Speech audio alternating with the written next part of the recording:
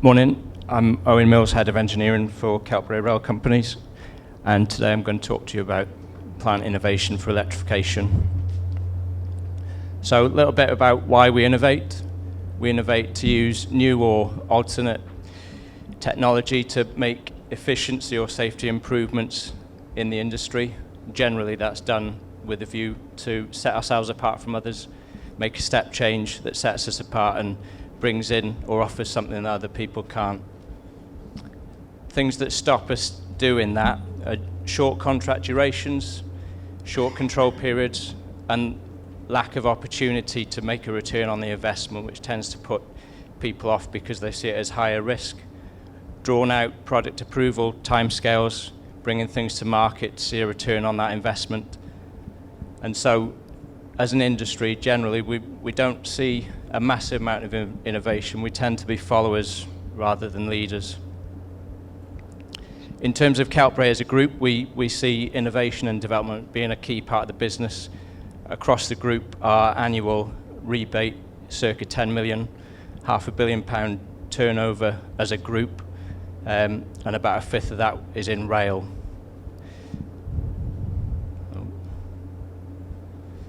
So the rail approach, we have internal delivery teams, we've got internal plant, and we bring the teams together to look at the problem, define the problem statement, and use the experts, the people who are out on the ground, to come up with the solutions. So working in this area there, we've got the technical experts looking at the product development, we've got the project delivery teams who help identify the problems in the first place, and we bring everyone together to come up with a solution. But generally the way we work, we're not looking for the breakthrough innovations like the iPhone, we're just looking at sustainable innovations. So it's our technical experts, it's their field of specialism, and we're looking to make small innovations that give us the solution to the problems rather than bringing something new to a market that we're not familiar with. Back in 2015, in terms of electrification, there was a step change. We went from the old scaffold tube type arrangements to modular installation, the view being that it would be high output. So looking at high output techniques for the major electrification schemes with a trajectory which covered Great Western through to High Speed 2. So at the time, all we could see was growth in the market, and it seemed to continue on and on. That's not been the reality, but what has been the reality is that larger, heavier equipment, some of it 1/4 of a ton in weight, so just these wrap round brackets that go on the bigger booms, it's 254 kilos that we've got to get 6 meters up in the air, and that was the problem. So getting all of our teams together and looking at how we dealt with that problem, it's clear that you can't put 1/4 of a ton in a basket with men. So the challenge was, how do we lift that weight up into the air? And that was one component. Other components, so there's a drop tube just on the back there, which is 160 kilos, approximately 3 meters in length.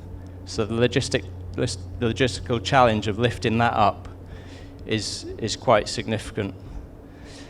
So our reaction to that was to look at a machine that gave us a crane lifting capability and a basket, so we could keep the men and the lift separate.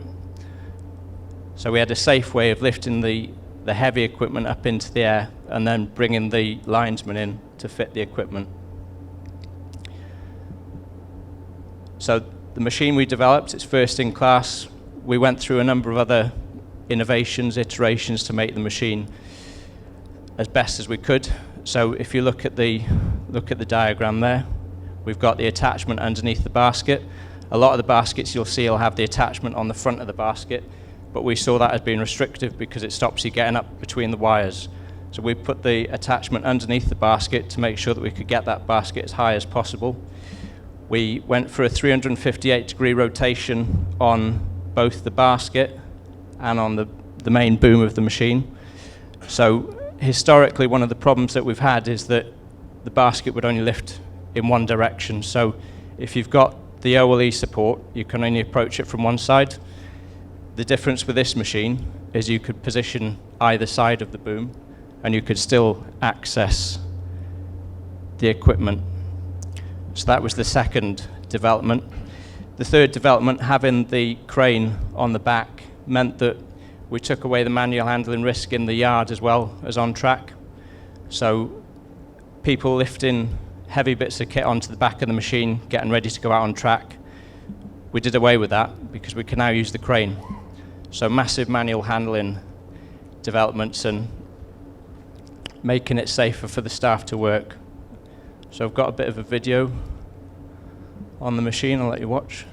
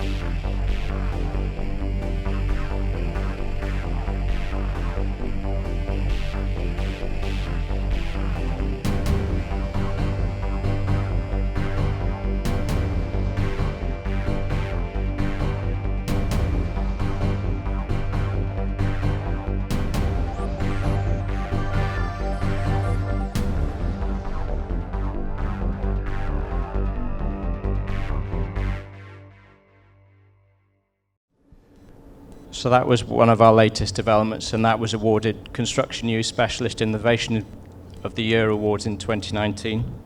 Some of the other innovations that we've had down in the bottom corner there, we've got the ZEC full tension wiring unit. So again, at the start of Great Western, moving away from the old technologies. A few other companies went for the train-based equipment. We stuck with lorry-based equipment, which is in line with the rest of our fleet. And this ZEC machine has outperformed and run more wires than any of the train-based equipment. It just doesn't get the recognition for it. So that unit will run wires at full tension, so it'll pull 3 ton in weight off the back of that machine with the rail wheel interface. So it's driven at front and back. And we developed that machine. It's got expanding sides to give walkway down the side of the machine. It can work ALO. And we've actually pulled it up to 4 tons in tension coming off the back, which is in line with the wire tensions they're looking at for high speed 2. So in terms of innovations, that was first in class. That was in 2016. SPL have just bought one, so 5 years later, and that's just a reflection of when you bring things to market and the reaction time for people to follow. In the rail industry, things don't tend to happen that quickly. Just at the bottom on the right, so Great Western again running HV cable through the 7 tunnel. So we've got a 68 mil high voltage cable that needs to go 8 meters up in the air along the tunnel roof. And the challenge with that was, how can we do that in a possession where the only option if you run out of time is to coil that cable back in? We didn't want to do that. So the Keltbray approach, we generally prove the concept before we get out to site. And with this concept, we put the rollers on top of the machine. It's a fairly arbitrary concept, but it works. So we ran through the 7 tunnels, so it's 14 miles worth of HV cable within the 3-day access opportunity. Other ideas, so this is the mast manipulator unit for installing OLE masts. There's a few of these supplied by different companies. This is the Keltbray one. This was developed towards the end of Great Western. The main advantage with this is where you've got overhead power lines, so just in the top there, the ability to lift that mast front on and not have to sling it from above means that we've got much greater flexibility, and it solves certain solutions, whereas in the past we might have had to switch out those DNO power lines. Another one, and this picks up on some of the stuff that was talked about earlier, we had a report of a machine controller walking in front of the machine that he was controlling. Typically with RRVs and machines, you get blind spots around the machines. So that prompted us to think about if we have a machine controller, and generally, as many people in this room will do, we rely on agency machine controllers who turn up for a weekend shift. We don't know them, but they have a ticket, and we put them out to work to look after our machines. So we looked at how we could bring something in to help protect the workforce.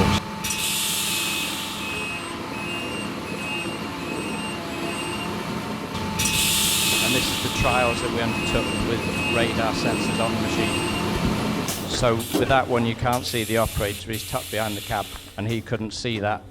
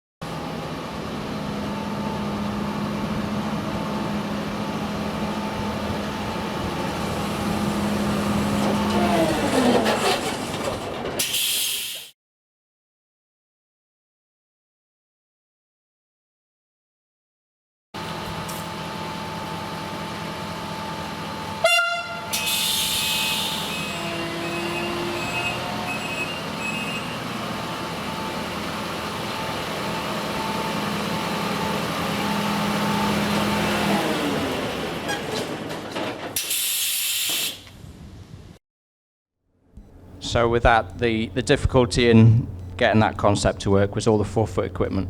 But through the trials and the development, we've got it to work successfully. So that's now going through the product approval process. And obviously there's clear benefits in that with the amount of people that walk around, even people who are allowed in the exclusion zone that don't necessarily stick to the rules. Another concept which we initially developed for Canada, we've been working on the Eglinton LRT project out in Canada. So it's one of the biggest construction projects in Canada at the moment. We were fitting the overhead line through the tunnels, and the tunnel attachments, it's a 4-bolt cluster attachment to support the SPS. So we wanted a way that we could automate that process and make it efficient, because drilling thousands and thousands of 4-bolt arrangement to support the SPS would have taken a long time. So this was driven by the Northwest Electrification, where we had probably about 10 weeks drilling the same bridge, because having staff in the basket drilling upwards, it's heavy, tough material, and they struggle to get through it. So the automated approach we took was to put the 4 drilling heads onto the cluster drill, and then we mounted it onto the hydraulic arm. There's only 2 of these arms in the country, and this is now going through product approval for the UK. We're looking at using this for Transpennine. There's a couple of other bridge drilling units in the country now that have been developed since we made this concept machine, but they don't have the same flexibility as this. This has got full rotation in about 3 stages on that arm, which means that we can position it in a full circle around the tunnel or bridge. The main thing with this is when staff are in the basket and they're drilling upwards, there's only one way the dust is going to go, and that's down onto them. So it eliminates the halves, it gets rid of the dust. It means that the people are away from the work interface, because it's all being done off remote control. So there's a lot of advantages in this, and the main one is that when we did the tests, we managed to drill through reinforced concrete through to a depth of 400 mil with M20 holes, and it took us 4 minutes, as opposed to the 10 weeks that we spent in Manchester trying to drill the one bridge. Another concept, the PKR 290 crane. So one of the areas of work that we were looking at was booster removal. So with the ATF introduction on the East Coast and the West Coast, it made boosters redundant. The boosters are positioned on the mast alongside the track, but you've got contact wire in the way. So if you take a straight line from the kingpin of the machine out to the booster, it goes through the contact wire. So we need a way of working around that, and we developed the PKR 290 crane specifically for that reason. So it's got a knuckle which allows us to put the lower section of the arm out underneath the contact wire and then raise the boom, so we avoid that clash with the contact. Moving on from that concept, because there's only so many boosters that need to be removed, we wanted to look at doing something different with the machine. So recently we've got a basket to go on that machine, so we've now got a long reach basket. The other lorry-based machines that we use will only reach 5.5 meters over the side, so at a 90-degree angle to the machine. This one will now give us 12-meter reach straight over the side, and we've got a video on this one as well.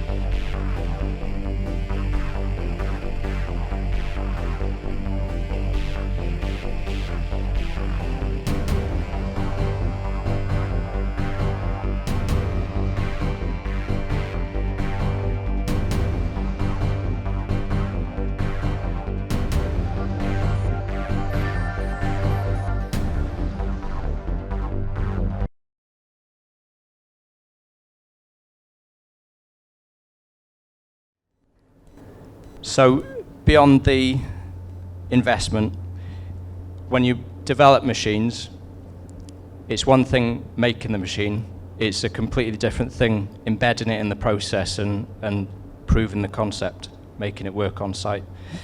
So in Keltbray, because we have the in-house capability, the in-house staff, we spend a lot of time in training and development. We don't want staff going out to site learning how to use the machine. So some of these recent developments, alongside the product approval, we've run the familiarization and training sessions. So when we introduced the ZEC full tension wiring unit, the risks from full tension wire being run out, it's slightly different to what we've worked with in the past. So we want to make sure that the staff were aware and familiar with working around those risks and they could do it safely. So we went down to Long Marsden and we used that test section there. We spent about 6 months of training from the delivery of the machine to actually being in a position where we were happy to take it out to site. And from there, it really proved itself. The 6 months that we spent bringing that machine to the point where we were happy to put it out on track meant that when it went out on track, it worked on the first shift. I'm sure we've all got examples in the past of where we've had a brilliant concept, a brilliant machine, but the rollout of that machine and actually getting the workforce to buy into it has meant that the machine's failed. The PKR 290 crane, that took us about 3 months to put out on site. The MUP with the HIAB, approximately 2 months. And then we spent 2 months developing the 7-tunnel HV cable installation. So we spend a lot of time on the familiarization. And recently we've gone back to working on headspans on the East Coast. So we've had the staff in for 8 weeks just working on the headspan equipment in the training centre. Again, just to make sure when they go out for that 3-hour possession that they know exactly what they're doing. So going back to the MUP with crane, picture paints 1,000 words, but they are different tasks. The concept is similar, lifting the equipment up into the air and installing it. So on the right, those spring tensioners are between 90 and 120 kilos, lifted in with the HIAB. It's easy. When you try and put that equipment in the basket, you can see the picture on the left there. You've got one basket trying to support the equipment and the other basket trying to attach it. It's quite congested. So just in summary, some of the benefits from the MUP with HIAB machine. It reduces 2 machines into one, so straight away we've got an environmental efficiency. It's the latest engine technology, so I'm deliberately not going into the batteries because I think we're too far away from that as an industry at the moment. It reduces the access time because the equipment can be loaded onto the back of the machine before it goes on track. So some of the alternative MUPs have to be loaded once the machine's on track. And it's a free on wheels lift, so we don't have time taken deploying outriggers. The efficiencies that we saw straight away, so those spring tensioners, the 120 kilo spring tensioners, we were doubling the installation rate with those. Motorized switch boxes, which are 110 kilos, lifting those, carrying those out to the line side masts. We saw a 300% increase in production with those, so 3 times the amount. Switch frame installation, the modular installation concept, we could lift the switch frame straight up. We weren't having to dismantle it, so we did 3 times as much of those. And the 5.5 meter drop tube, so that's 150 kilo drop tube, which a lot of people lift up strapped in the corner of the basket. We put in 4 times the amount using the crane. There's massive safety benefits from the machine. So manual handling is the main one. So we've got significant reductions in manual handling risks. The fact that we can load the machine in the yard with the crane means that we're avoiding lifting and passing components onto the back of the machine, and we put seats on there for traveling. So we haven't got the seats signed off yet, but we're working on that. The idea being that there's a safe place for people to travel on the machine. There's a lot of different views on whether that's a benefit or a risk. So some see it as if people are walking along the track, then that's the safer option. My view is that it's more susceptible to slip, strips and falls, but we're working through that. And they're just outlining some of the next steps. So High Speed 2, there's a lot of talk about High Speed 2, and they're very keen on autonomous plant. Currently, I think we're way off autonomous plant and proving that would be a safe concept, especially for overhead line works. But it's all around the concept of reflecting on where we are, innovating, looking for advances that we can make that are where the risk is reduced, and ways of improving what we do. And the key point at the bottom there, which is said time and time again, this is all about demonstrating value for money in electrification. So what can we do differently to prove that electrification is a good thing? That's it. Thank you.